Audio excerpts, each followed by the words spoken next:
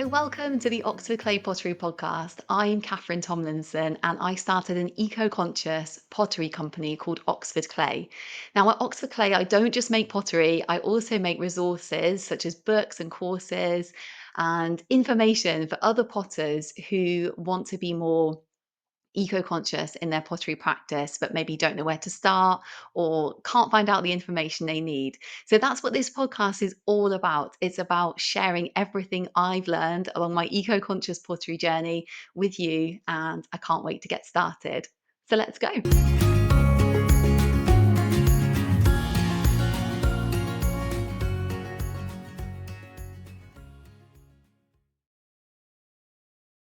Hi everyone, welcome back to the Oxford Clay Pottery Podcast. So in this episode, we're going to be talking about how to design pottery for the environment and what this is and all the things you can think about in terms of like when you're designing your pottery, and yeah, and all the different kind of different areas, different opportunities for potters really in terms of designing their pottery for the environment.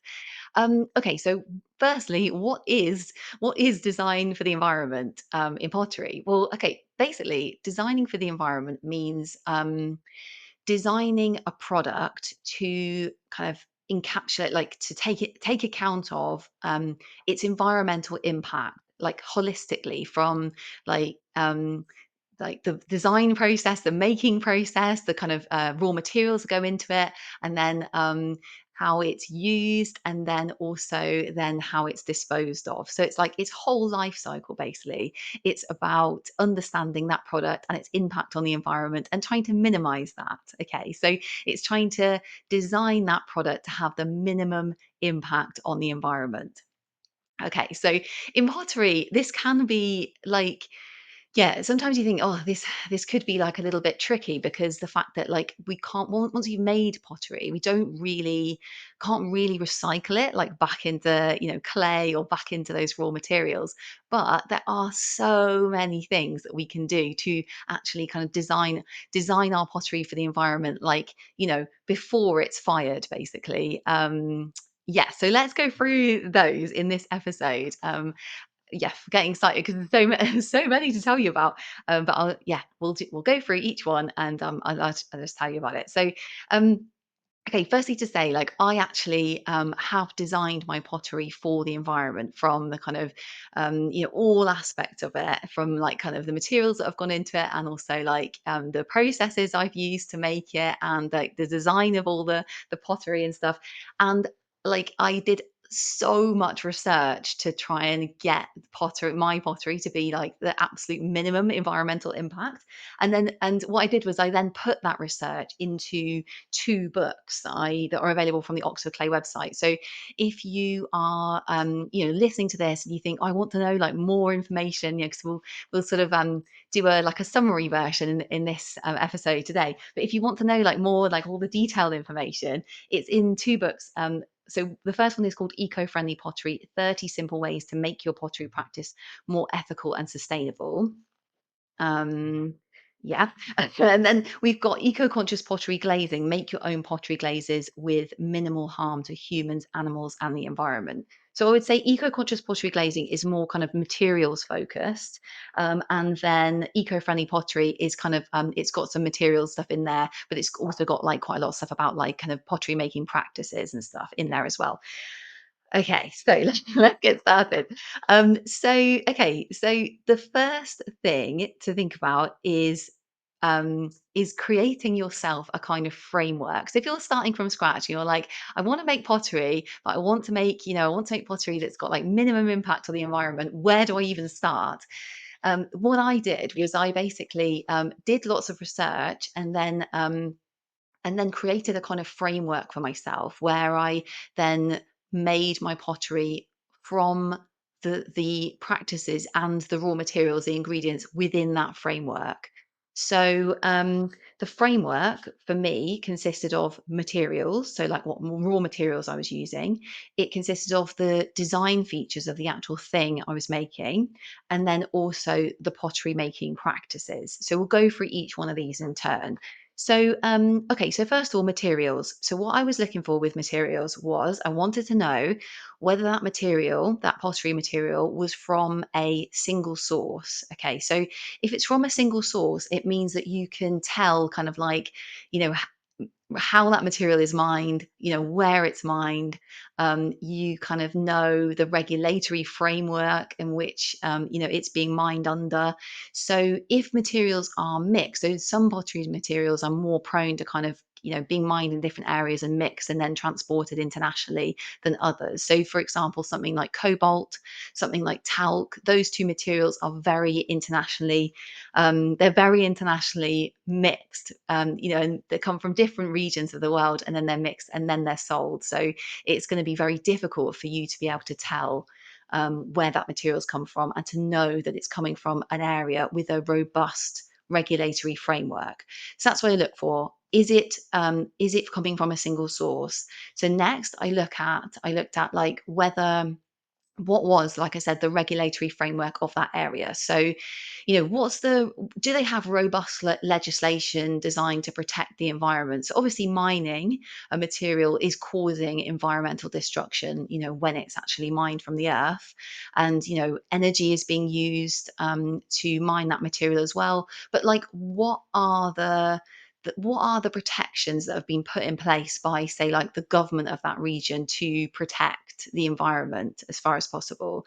And what are the sanctions that that government can then place on companies, for example, maybe mining companies that perhaps breach those regulations? So that's what I'm looking for there as well. The next thing I looked at was like the energy mix of that region. So some regions of the world have like they rely a lot on fossil fuels, whereas other regions are much more reliant on their energy sources from their energy mix in that country is from renewable sources of electricity. And so mining takes a lot of energy, especially mining metal oxides, to create commercial metal oxides. Mining metal ores takes a huge amount of energy and creates a lot of pollution. So by looking at the energy mix of a country, again, that's an indication of like the impact that mining that material has had on the environment. So, like if, for example, it relies very heavily on fossil fuels, say that could potentially create like more environmental harm than another type of energy mix, which has like more renewable energy in, for example. Um, okay, the next thing I look at is how local is that material to me. Okay, so if you think about like pottery materials, they come from like all over the world, but we can like have the power as potters to select the materials that we want to, and make our pottery out of that. From so we can select materials that are very like very local to us. So, for example, in my pottery clay, I use ball clays and china clay from England, whereas I could potentially use ball clays or china clay from other parts of the world. But the fact that like there is some available in England is fantastic from a kind of point of view of cutting down like the haulage of that material, it's like to get to me and also to get to the pottery supplier in the first place. It's mined, it goes to the pottery supplier, which is also in the UK, and then I can get that pottery material to me also in the UK. So it's like it's cutting down the kind of CO2 emissions and the energy used for haulage of that material. So I look for localness, which I didn't know if it was a word, but I just put localness. And then, yeah, and then I also think about like the harm that that material has caused. So I mentioned this earlier just briefly, but say for example, how much energy does that material need to get mined? Some for example, commercial metal oxides, they come originally from metal ore, and because metal ore is declining in the quality of the ore grade, grading of the ore, mining companies are having to mine like kind of deeper, and it's taking even more energy to get that metal ore out of the ground. So we can think about metal oxides and just think, do we want to be using those in our pottery practice just because of the fact that potentially is causing, say, like more environmental harm than like another pottery material? So that's the way I was sort of thinking about that. Okay, so the next thing to think about is okay. The next thing to think about is like in terms of like the materials. This is the kind of these are the things I thought about when I was thinking like what do I include in my actual pottery. So I was thinking about whether I wanted to use commercial metal oxide. I decided like no. So I actually make my own metal oxides from recycled copper and iron. And then I also thought about like what kind of glaze I wanted to make. So I actually make a glaze from a recycled wood ash. So it's recycled from people heating their homes. I collect the ash as a waste product, and then 40% of the glaze that I use in my pottery is actually made from that recycled ash. So it's kind of like a waste product. And then yeah, I was saying to you about the clays that I use clay from like as local as possible in, to me in the UK. And also I have selected the other ingredients I use in my clay and glaze. I have selected those to be as local as possible as well. So I use all those materials that I'm using are actually from the region of Europe. So they're as local as I can possibly get. Um, like within the framework of still needing certain materials that are maybe not necessarily available in the UK. So if they were available in the UK, I could use those, but sometimes there just aren't the mining operations. So it's like, sometimes you might have to go a tiny bit like maybe like further afield to get the material that you need. So, I'm interrupting this episode to tell you about a totally free guide I've made just for you on how to make your own pottery glaze recipe. So, if you are a total beginner to glaze making and it's something you've wanted to maybe try, but you're not really sure where to start, this guide is specifically designed to take you through all the steps you need to know from start to finish, all the ingredients you need, all the equipment you need, and also how to fire your pottery glaze at the end. So, even if you're not new to glaze making and you just want a pottery glaze recipe that's very simple and specifically made with eco conscious ingredients, then this guide is also for you. So, you can get the guide in the show notes, there's a link, but also you can go on to the Oxford Clay website at www.oxfordclay.co.uk/resources for potters. Okay, let's go back to the episode. Okay, so the next part of the framework is design features. Okay, so this is thinking about the design, the intrinsic design of your pottery, and whether by designing a pottery in a certain way, you can lessen its impact on the environment. Okay, so the things I think about when I'm thinking about this are um, I want to make sure that my pottery is that I'm wasting that I've got the least wastage possible. Okay, so this could look like, for example, a particular design of pot, which is say like always cracking at the bisqueware stage. Ugh, cracking in pottery, so annoying. So yeah, I also yeah to tell you about like I look also for like things like warping and stuff. So I just wanted to tell you about this thing that I was basically making this design of cup, and I honestly I was losing about who 50% of all the cups, the mugs, to it was a slip cast mug, and every time I fired it, the glaze firing stage, there would be warping. From about 50% of the cups would warp, and it was so frustrating. So in the end I'd actually just stopped making that design because I think it was something intrinsic to the shape of that mug that meant that it was pulling it out of shape, and it meant that I was losing so much, and that's such a waste, especially at the glaze firing stage. So it's things like that, like are there things which you're losing a lot through problems, sort of almost like mechanical problems with your pot. Can you kind of just eradicate those from the process?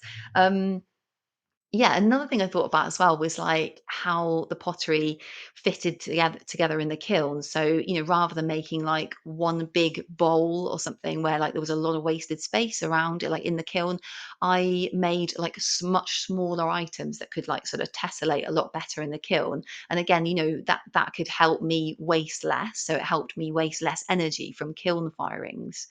Um, Yeah. Okay. So then we're coming on to the third part of designing for the environment in pottery, and that is practices. Okay. So your pottery making practices. Now, this is like a huge, huge area, but I'm going to just go through some things that I've thought about, because, you can make pottery in so many different ways. So that's why it's such a huge area. But essentially, it's trying to make pottery in a way that's the most environmentally friendly possible. So if you think about I don't know, all your different processes that you're doing when you're, from starting to kind of when you're, from the beginning of your pottery making process right to the end when it's fired.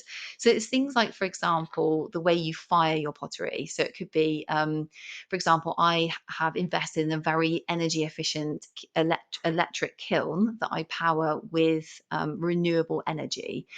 Um, so, like, that helps me use the least energy possible because the kiln is very energy efficient and it does take a very long time to like cool down, but never mind. And also, renewable energy that's having like the kind of least impact on the environment in terms of like using the energy for firings. Um, and then think, I thought about things like reusing water. So, for example, I collect rainwater and I use that in my pottery. I do a technique where I save water. There's this thing called like the bucket technique, which I think is actually episode one of this podcast. It's basically me telling you about how I reuse water. And essentially, it's like taking a bucket, using the water at the top of the bucket, letting all the clay settle, and then you can pour off the water at the top, and basically reusing that water forever.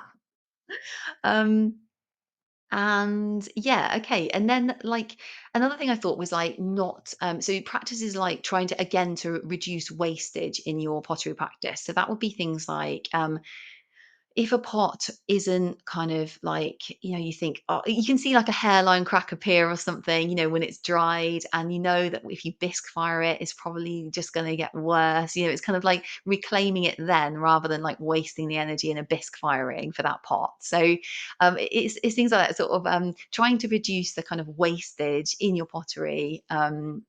Like in throughout the making process. And obviously, things like reclaiming clay, that's really important before it's fired. And then, yeah, other things I thought about were like saving energy in the process, in pottery making process. So, some potters, for example, they want to dry work quickly, and there's things that you can use that dry work quickly, but are more environmentally friendly than say like a heat gun. So, for example, you can just use like a desk fan that just blows air over your pot, drying it. If you're trying to attach the nightmare of when you've got two different like drynesses of pot, thing you're attaching to your pot, and you want to you want to kind of like join them, want to dry a handle quickly or something. You can use a desk fan, and that's like uses massively less energy than say like a heat gun, which some people use, which is for like stripping paint and stuff. um so, okay, so another thing that I actually did in my pottery was that I took out all the animal products as well from my pottery. So, animal products can be kind of like they can kind of sneak into pottery through things like chamois leather. So, some potters use this to kind of shape their pottery like on the wheel, or there's a technique you can use where you can kind of make a flat base with chamois leather, but you can, equally just use like a cotton tea towel. That's like works really, really well. Um, and I also, yeah, they can also be animal fur in like paintbrushes. So I use like synthetic makeup brushes for my pottery. You can also get synthetic paintbrushes as well, artist paintbrushes. But if you're painting on glaze, that's definitely something that I have like intentionally done. I've basically made sure that all the brushes I use are synthetic rather than animal hair. And then also, if you're like some kind of glazes will contain animal products in the sense that they might have bone ash in. So these are usually sort of bovine bones which are ground into a powder, and bone ash has been added to clays and glazes for hundreds of years if you think about like bone china. But we don't necessarily need to make pottery with bone ash. Can yeah, there's loads of recipes that don't have it. So yeah, there could be some kind of glazes that you might be using, maybe like a commercial glaze that potentially has that ingredient in if you're not making your own glaze. Um, yeah. So that's something to think about too. Okay, so gosh, what like whistle stops tour through how to design pottery for the environment. And like I said, if you want any more information on just just loads of stuff you can do basically to design pottery for the environment. So many things you can do. So many, different ingredients you can use are, more environmentally friendly than others. If you're not sure about ingredients, you want like a guide about like, what should I be using or how to make your own metal oxides, then eco-conscious pottery glazing and eco-friendly pottery. They're both, yeah, both of those books are available on the Oxoclay website. Everything I know is basically in those books. And then if you want to know more about like ash glazing as well, I've got another two books on the Oxoclay website about ash glazing, which are which is so cool. I love ash glazing, and so that's kind of like just using plants basically. Making them into ash, and then, like I said, there's a fantastic glaze recipe in those two books, which is 40% ash. So you can, yeah, experiment with ash glazing. Um, yeah, okay. So, right, another thing to say, just right at the end, is that you don't have to like do all of these things in your pottery. Obviously, you're trying to design for the environment. You're like, I must design for the environment. It's got to be like the perfect pot, with like no negative impact on the environment at all. But like, this is probably impossible to be honest with you as a potter because we are using raw materials. These raw materials need to be mined from the earth. So they're going to have some kind of environmental impact just from that process. Um, but yeah, there are so many things we can do. And yeah, like even if we just do one thing or, you just have a look and you just even just kind of understanding more about our pottery and its environmental impact. It's like we don't have to do all of this stuff. We can just do one small thing, and that does make a difference. We can all make a difference. So yeah, I just wanted to let you know that if you wanted to design for the environment, those are the kind of things that I have thought about when I've been designing my pottery. And yeah, it's been so nice to talk to you about this, and I'm really looking forward to seeing you on the next episode of the Oxford Pottery Podcast. And yeah, until then, wishing you very happy potting, and I'll see you soon. Goodbye.